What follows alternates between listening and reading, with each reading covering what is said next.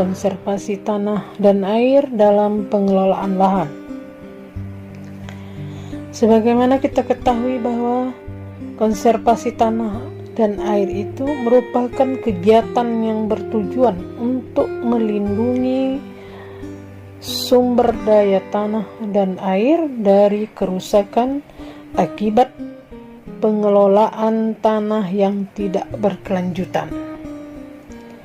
Karena terjadi degradasi lahan, maka perlulah dilakukan konservasi tanah dan air yang disingkat dengan KTA.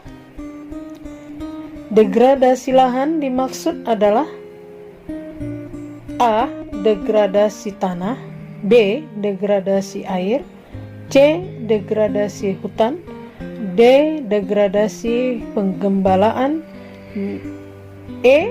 Degradasi biodiversitas. Penyebab degradasi tanah yang pertama, erosi tanah oleh air, yang kedua, pengolahan tanah intensif, yang ketiga, penggundulan hutan, yang keempat, persiapan lahan dengan pembakaran, yang kelima, penggembalaan yang tidak berwawasan lingkungan. Untuk itu, agar produktivitas dan kualitas lahan secara lestari dapat dipertahankan, diperlukanlah konservasi tanah dan air. Dapat diringkas bahwa upaya KTA tersebut sebenarnya bertujuan 1. Mencegah erosi, 2. Memperbaiki tanah yang rusak, 3. Memelihara dan meningkatkan produktivitas tanah. Untuk mencapai tujuan KTA tersebut, maka digunakan metode KTA. Yang pertama, metode vegetatif, terdiri dari pergiliran tanaman, penanaman penutup tanah, penanaman dalam strip, tumpang sari, penghijauan, dan reboisasi. Di samping kelebihan metode vegetatif, ada juga kelemahan metode vegetatif, yaitu A. Dapat bersaing dengan tanaman dalam hal unsur hara dan air, B. Sebagai sarang hama penyakit, C. Memerlukan perawatan yang banyak. Kemudian yang kedua dari metode konservasi tanah dan air adalah metode pengelolaan tanah. Pada metode ini merupakan cara memanipulasi tanah untuk mengurangi pengaruh erosi akibat curah hujan dan sekaligus meningkatkan kualitas lahan. Dengan pengelolaan tanah yang berkelanjutan, diharapkan produktivitas lahan meningkat, sekaligus kualitas air dan udara juga dapat dipertahankan. Metode pengelolaan tanah terdiri dari A. Penambahan bahan organik yang sering disebut dengan pupuk hijau, pupuk kandang, mulsa, dan pemakaian sisa-sisa tanaman. B. Olah tanah konservasi. C. Bahan pembenah tanah yang disebut dengan soil conditioner. D. Sistem drainase. Baiklah, mari kita bahas salah satu contoh metode pengelolaan tanah, yaitu pemulsaan. Untuk tujuan KTA, mulsa disebar minimal 30% menutupi permukaan tanah. Berat mulsa 6-8 ton per hektar dan C/N lebih besar dari 30. Contoh mulsa yang sering digunakan jerami padi, batang jagung, dan batang ubi kayu. Penutupan permukaan lahan dengan mulsa dapat menekan erosi dari 38 ton per hektar tanpa pemakaian mulsa menjadi 1,8 ton per hektar dengan pemakaian mulsa. Biasanya untuk perkebunan besar menggunakan tanaman penutup tanah leguminosa atau disebut dengan LCC sebagai mulsa hidup. Keuntungan pemulsaan: A. Melindungi permukaan tanah dari benturan air hujan sehingga erosi menurun. B. Meningkatkan kelembapan dan menurunkan suhu tanah. C. Mengurangi pertumbuhan gulma. D. Meningkatkan bahan organik tanah. E. Memacu serapan hara dan produktivitas tanaman. F. Mudah diterapkan petani. Kemudian selain keuntungan ada juga kelemahannya. Yang pertama, kurang mampu dalam mengurangi erosi pada tanah berlereng terjal. 2. Mempersulit penanaman benih. 3. Sarang hama terutama tikus. 4. Sulit mendapatkan bahan mulsa untuk skala luas. Kemudian metode konservasi tanah air yang ketiga adalah metode mekanik.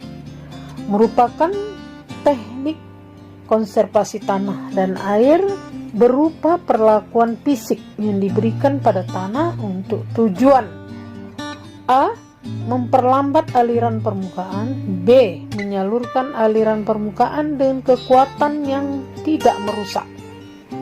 C. Memperbesar infiltrasi. D. Memperbaiki aerasi tanah. E. Menyediakan air bagi tanaman. Metode ini meliputi 1. Pembuatan guludan. 2. Pembuatan rorak. 3. Pembuatan teras gulut. 4. Pembuatan teras bangku. 5. Pembuatan saluran diversi.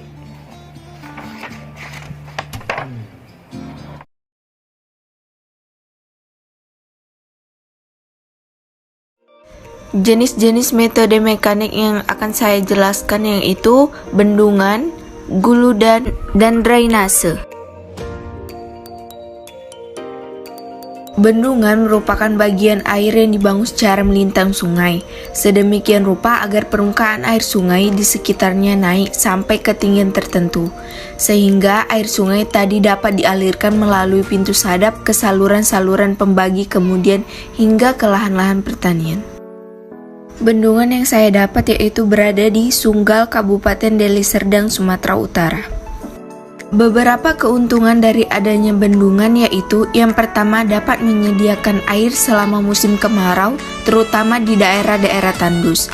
Yang kedua, dapat memperluas areal sawah dengan meningkatkan fungsi saluran pembagi menjadi saluran irigasi, terutama selama musim hujan. Yang ketiga, sebagai sarana perikanan. Yang keempat, yaitu dapat meningkatkan nilai estetika daerah yang bersangkutan.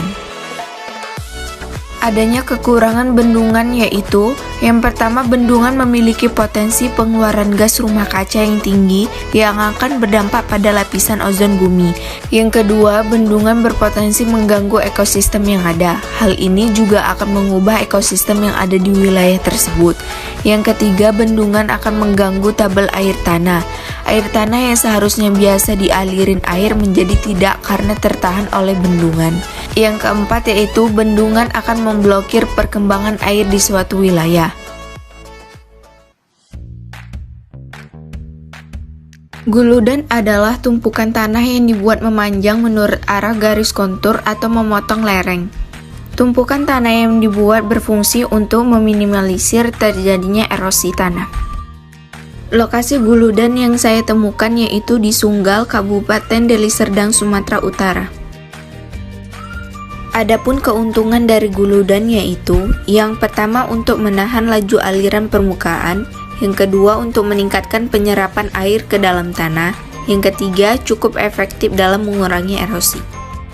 Adapun kekurangan guludan yaitu: yang pertama, membutuhkan tenaga kerja untuk membuat guludan. Yang kedua, membutuhkan biaya banyak. Yang ketiga, membutuhkan proses yang lama. Yang keempat, guludan dapat rusak jika tak ada tanaman penutup tanah di sekitarnya.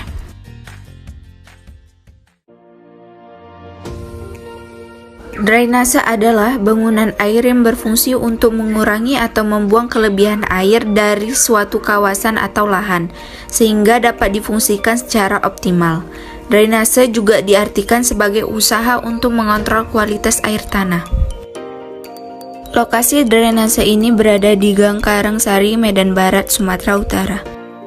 Keuntungan dari drainase ini yaitu yang pertama mengeringkan daerah becek dan genangan air sehingga tidak ada akumulasi air tanah. Yang kedua menurunkan permukaan air tanah pada tingkat yang ideal.